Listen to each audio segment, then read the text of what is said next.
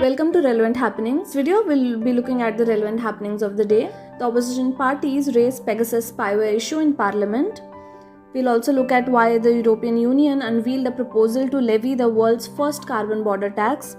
Then we'll see relevant details about government step to corporatize Ordnance Factory Board and other relevant happenings of the day. So stay tuned. The opposition parties raise Pegasus spyware issue in Parliament.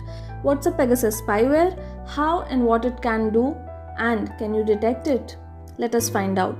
Pegasus is highly sophisticated spyware developed by Israeli spyware maker NSO Group. The spyware does not attack random users, it is a targeted surveillance tool. What can Pegasus do? The spyware can be used to infiltrate mobile phones, both Android and iOS. It can track calls, read text messages, track locations, collect passwords, access the camera and microphone of the target mobile device. There is nearly no way to detect if the phone is infected with Pegasus spyware. The spyware is highly sophisticated with self-destruct and anti-forensic properties. As per the Kaspersky researchers, the spyware is highly diligent at hiding itself. The spyware will self-destruct if it is not able to contact its command and control server for more than 60 days. Moving ahead, the European Union unveiled a proposal to levy the world's first carbon border tax. This announcement has triggered a sharp response from its trading partners, mainly Russia, while others are contemplating their response.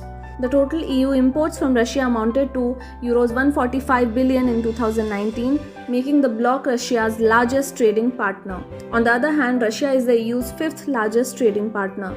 The plan to introduce the world's first major climate import tariff by 2026 will see a cost placed on carbon emissions through a carbon border adjustment mechanism, which means any product being imported to EU nations, the exporter will have to pay this carbon tax along with other taxes. The mechanism will impose a tax linked to carbon prices on an array of products such as imported steel, aluminium, fertilizer and cement. The European Union prepares to develop into the primary bloc on this planet to impose a levy on carbon-intensive items at its border.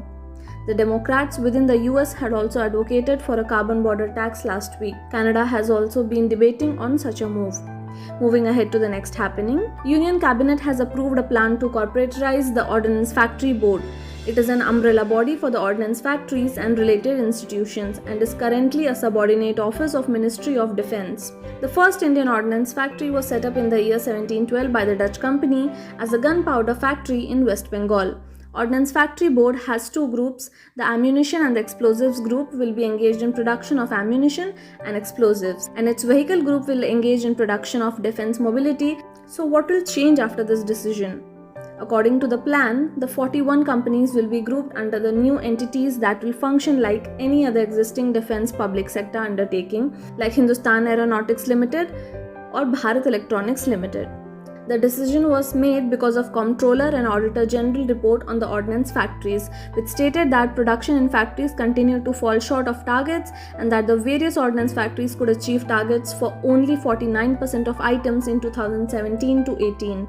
A significant quantity of Army's demand for some principal ammunition items remained outstanding as of 31st March 2018, which may be adversely affected their operational preparedness. Thus, inefficiencies in production and delays can be deemed to a primary reason behind the overhaul of OFB. The restructuring is aimed at transforming the ordnance factories into productive and profitable assets, deepen their specialization in product range, enhance competitiveness, and improve quality and cost efficiency. The restructure would help in overcoming various shortcomings in the existing system of the OFB by eliminating inefficient supply chains and provide these companies incentive to become competitive and explore new opportunities in the market. It will allow these companies autonomy as well as help improve accountability and efficiency. But there are certain concerns too, as corporatization would eventually lead to privatization. The new corporate entities would not be able to survive the unique market environment of defense products that has very unstable demand and supply dynamics. Restructuring will result in greater autonomy and lesser government control over the corporation, but there is a fear of job loss. Moving ahead, INS Tabar completes maritime partnership exercise with French Navy. INS Tabar, on completion of port visit to Brest, France, undertook maritime partnership exercise with FNS Aquitaine, a French naval frigate in the Bay of Biscay, on 15th and 16 July 2021. A twin-engine helicopter NH-90 from FNS Aquitaine and 4 Rafale fighter aircraft from French Navy also participated in the exercise. A wide range of operations like anti-submarine, surface maneuvers, replenishment at sea approach, firing on target, visit boat search and seizure, steam past, air defense, air picture compilation, vertical replenishment and cross-deck operations were exercised in the ships. The exercise was mutually beneficial in enhancing interoperability and towards consolidating combined operations against maritime threats. These military exercises help keep the defense forces stay on their toes when they tackle enemy during action. Moving ahead, the ICC has announced that Mongolia, Tajikistan, and Switzerland will be its newest members during the 78th Annual General Meeting. The ICC welcomed Mongolia and Tajikistan as the 22nd and 23rd members of the Asia region, while Switzerland is Europe's 35th member. So these were the relevant happenings of today. Hope you like the initiative, and if you find the video as relevant as the happenings, do like, share and subscribe to our channel. Thank you.